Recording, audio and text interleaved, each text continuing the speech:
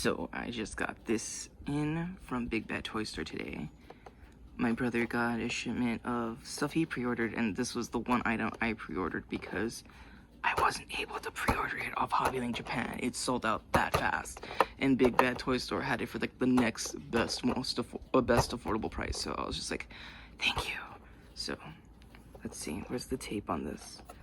I'm gonna cut it from this side, and then we're gonna open this. Let's do this. So, I took that.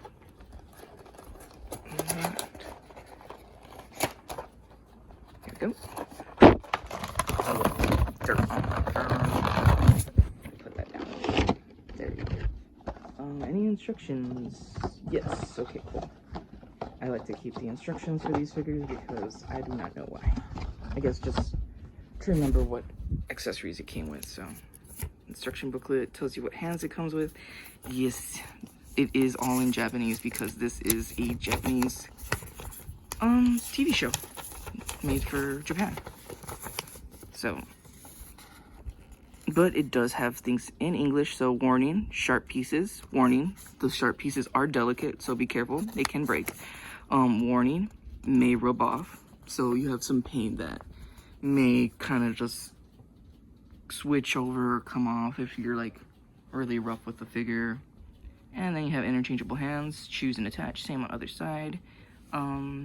Similar to the lion figure, he's got the little fist or the knuckle guards that are removable for each hands. So that's kind of interesting. And what else? It comes with the book. Boop, boop, boop, boop, boop.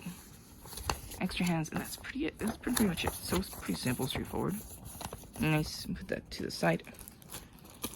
Okay. Let's look at the box because it's actually really nice. It's a very simple box.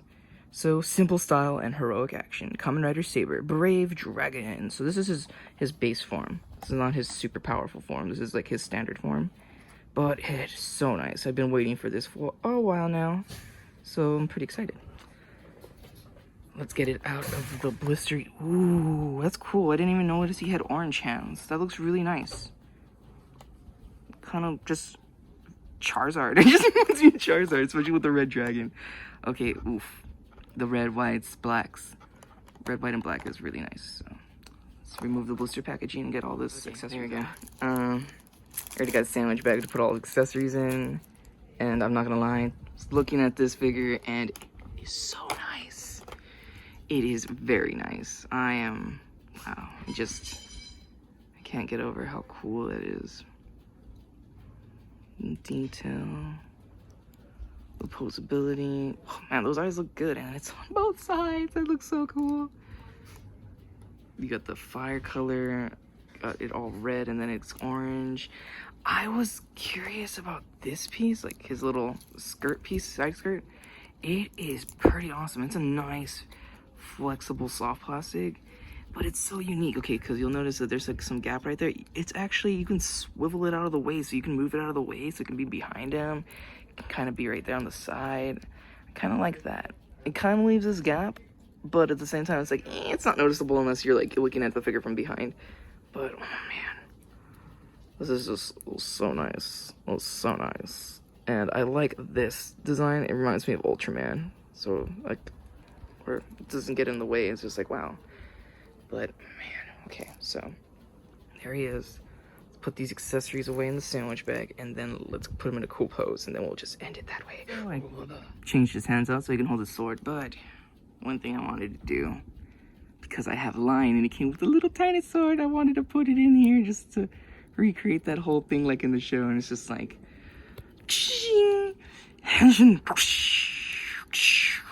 and he's just like, yeah, he's gonna pull out the sword and the tiny sword. It's so funny. I don't know why. I think that's hilarious because it's a tiny little sword. It's a tiny little sword. It's tiny when you put it in there, so it's all magical. And then I can't pull it out. I'm afraid of breaking it. So I actually am afraid. Let me just. There we go. That is cool. But then you compare it to the actual sword. Oof, I like how they used clear plastic and then there's like a red underneath. It just looks really nice. Okay, so let's put him in an action pose. So that looks really awesome. I can't get over that. That is... Got lion and dragon now. Kamen Rider Blade! Kamen Rider Saber! Battle Henshin! And it's so cool. And I know what you're thinking. Why can't this be an American property? Well, that's not my fault. If you want this to come to America, you're gonna have to be like, yo, Saban, yo, dude that brought Power Rangers and westernized it over here in America. You need to team up with the company that does this in Japan and try to do what you did with the Power Rangers and bring this here, because it probably could do just as well. But hey, it just all depends. Things take time, and you need to put plans in motion, and everyone's got to help each other out. So yeah, but that's, oh man, that's so cool. But yeah, if you're ever wondering, it's like, well, what is this from? Why does it look like Power Rangers, and why is it cool? It's just like, because it is based, this is a Japanese superhero. It's Tokatsu. They're like, they henshin, they transform, it's like Power Rangers, and this is Kamen Rider. They did bring this to the West, Saban did, and they dubbed it Mask Rider, and it was based off Kamen Rider Black RX. And it's really weird. Like, and people of Japan, because I think they have been posting some YouTube videos where they have interviews, they're actually really astonished of the American fan base they have, because let's think about it logically. It's just like, man, this is like people in a Japanese company in Japan that produces television shows for the Japanese, and for it to actually, I guess, be popular outside of Japan, it's a huge, like, wow, that's cool, because it's like they created something that was based for a generally Japanese audience. It's kind of like how you watch a Korean drama, or like a Mexican novela. It's in Spanish and it's for the Mexican audience, or you watch a Korean drama and it's really good, but it's mainly for a Korean audience, and that's why it's a lot of Korean actors or Mexican actors or Latin descent and stuff. Well, this is something that was created by Japan for Japan. And honestly, when you create something and it can outreach a bigger audience and appeal to more people other than the Japanese, that's really awesome. It's really awesome, because it shows that people are open to other cultures, to other people's creations, and this way it kind of gives you kind of like, what's it like on the other side. But yeah, this is cool. I really like it, because it's just like, Zoo, Bandai, Tamashii Nations. But yeah, SH Figuarts 2020, designed by Tamashii Nations in Japan, by the Spirits made in China, and it's got the seal of authentication and quality. Tamashii Nations. But yeah, because man, I was watching the show and then I couldn't watch it anymore, and I was just like, that's okay, because the whole VPN stuff. But for ages 15 and up, Bluefin, Prima Alview, Palma Avenue, Anaheim, California.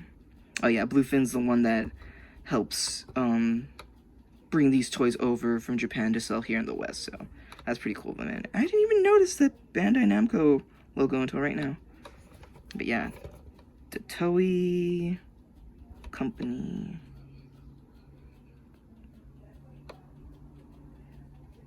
It's just a really cool figure. I'm really happy with it, because he's like my favorite. Okay, joking. My favorite actually was Kento's character, and what was it? Lamdu Alagina. Pretty much his book is based off the story of Aladdin, and I really liked it. What was it? Kamen Rider Esparda. That was really cool. That was my favorite. But he was I think he was an exclusive to Japanese shop retailers, so he's really hard to get imported because it wasn't meant for an American consumer. It was mainly for the Japanese consumer. But hey, I'm happy that I have these two guys, because whew, they're so cool. Anyway, peace.